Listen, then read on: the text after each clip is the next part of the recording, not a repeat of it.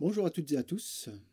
La question est-ce que j'avais besoin de prendre une pause? La réponse est relativement simple puisque si vous avez vu l'état de la chaîne, si vous êtes dans les premiers à la suivre ou est-ce que vous êtes nouveau sur la chaîne, et si c'est le cas, je vous en remercie et je vous souhaite la bienvenue, vous avez pu voir qu'il y a eu pas mal de temps entre les dernières histoires et ce qui va suivre. Je ne sais pas encore si j'aurai sorti cette vidéo et l'histoire que je viens d'enregistrer. Toujours est-il qu'il y a eu un certain laps de temps. Je l'avais déjà expliqué dans une autre vidéo. Il y a parfois des complications de tournage.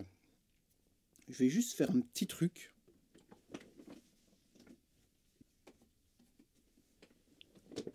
Voilà. Juste besoin d'un petit peu plus de lumière pour vous raconter ça. Il n'y a pas besoin d'être à moitié dans le noir. Alors je vous raconte ça en buvant mon petit cacao chaud parce que c'est l'automne. Il fait pourri et justement l'automne a un lien avec non seulement la dernière histoire, mais en plus avec ce que je vais vous raconter maintenant. Enfin, vous expliquer maintenant. C'est-à-dire que pourquoi est-ce qu'il y a eu une pause, un temps mort? Tout simplement, je l'avais déjà expliqué, il y a beaucoup de survols aériens militaires dans ma région. On a une base qui est à un peu moins de 20 km d'ici. Et il y a une autre, comment dire, il y a une autre base qui vient s'entraîner dans cette base-ci. C'est-à-dire qu'on a, je ne sais pas comment je vais dire ça, de compagnies de pilotes militaires qui s'entraînent dans un seul et même endroit, ce qui fait énormément de survols. Et nous sommes passés maintenant, enfin, ils sont passés sur les F-35, donc ça fait encore plus de bruit. Nous sommes en automne et franchement, c'est un bien pour un mal. C'est un bien parce que franchement, d'un point de vue inspiration, ça m'aide beaucoup. Malheureusement, je l'ai déjà expliqué, on peut entendre la pluie là où je suis. Et en fait, de ces jours-ci, il n'arrête pas de pleuvoir. Dans le sud de la Belgique, si vous y êtes aussi, il fait un temps pourri. Alors ce temps pourri, je l'aime autant que je le déteste. Je l'aime bien parce que il m'aide d'un point de vue inspiration, et l'inspiration, j'en parle tout de suite, eh bien, j'en ai manqué un petit peu. J'ai profité de l'été, de la chaleur aussi, qui m'inspire un petit peu moins.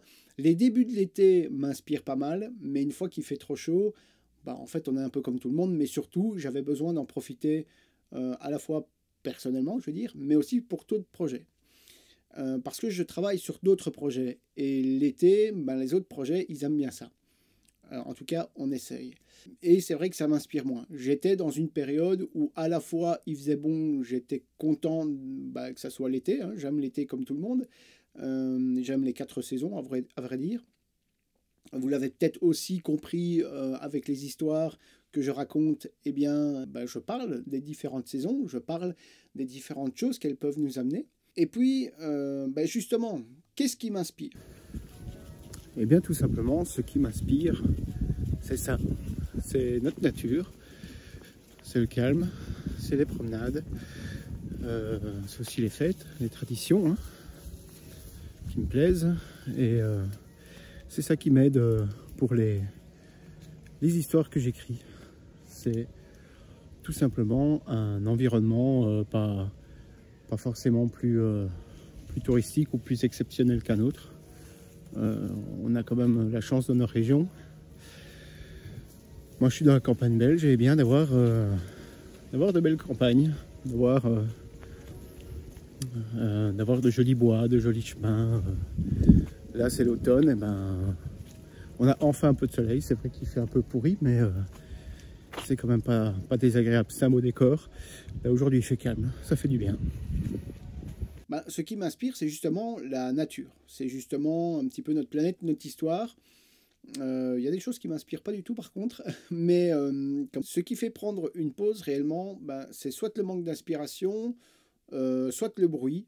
C'est vraiment les deux gros problèmes que je peux avoir ici. Alors le très gros problème, c'est le bruit, c'est l'environnement. Parce que, quelle que soit la saison, quand vous êtes dans un meilleur environnement, j'ai beau vivre à la campagne, ben, en fait, les quelques mètres qui m'entourent, quand je dis les quelques mètres, c'est la centaine de mètres qui m'entourent, complique un petit peu la vie, en tout cas mon activité, et ça peut être démoralisant, puisque tout simplement, quand vous êtes dans une période où il y a beaucoup de bruit, vous écrivez des histoires, et puis vous vous dites, mais ouais, c'est bon, de toute façon, les vues, elles ont du mal à se faire. Vous commencez à la travailler, il faut faire quelques essais face cam, si vous voulez. Il faut travailler les textes. Et puis, ben, en fait, l'histoire qu'on a écrite, même si on l'apprécie quand on l'écrit, eh bien, parfois, on peut ne plus... Voilà, on s'en lasse. Non, finalement, elle ne me plaît plus. Et puis, parfois, ben, je la relis, je me dis, ben, en fait, il n'y a pas qu'à toi qu'elle doit plaire. Peut-être qu'elle va plaire aux gens. Et parfois, ça peut être le contraire. Elle peut me plaire à moi et ne pas plaire aux gens, mais ça, c'est encore une autre difficulté. Donc, il y a vraiment ce point-là. Et puis, ça c'est vraiment les points. C'est le bruit, l'inspiration, et puis autre chose, ce sont les autres projets. Voilà les choses qui peuvent me faire prendre un petit peu de temps. C'est pour ça que c'est une chaîne qui ne peut être pas galopante, même si je le voudrais. Je vais essayer. Puisque là, malgré le bruit de la pluie éventuellement qui peut me gêner, j'ai quand même envie d'accélérer. Je suis plus inspiré. Ça oblige un petit peu à l'introspective, ce qui est d'ailleurs un des symboles de l'automne. C'est l'introspection. On fait le bilan de l'année. On fait plusieurs choses en automne. Avant, c'est vraiment entre l'été et l'hiver. L'hiver, s'il fait froid, ben on sait aussi que les jours rallongent. J'en parlerai dans une histoire, bien entendu. Et donc, ben ça m'apporte de nouvelles choses. Et donc, j'annonce aussi, mis à part l'histoire que j'ai écrite et que je vais sortir peut-être un tout petit peu avant ou un tout petit peu après cette vidéo, quand je dis un tout petit peu, c'est vraiment un tout petit peu, eh bien, j'ai d'autres histoires qui sont en cours d'écriture, ou peut-être finalement que je vais sortir en décalage avec leur thème, celle que j'ai écrite il y a quelques semaines et où j'étais un peu démoralisé malgré l'été, démoralisé un peu par le bruit. Il y a du bruit aussi en automne, mais parfois je me sens mieux, tout simplement. Donc voilà.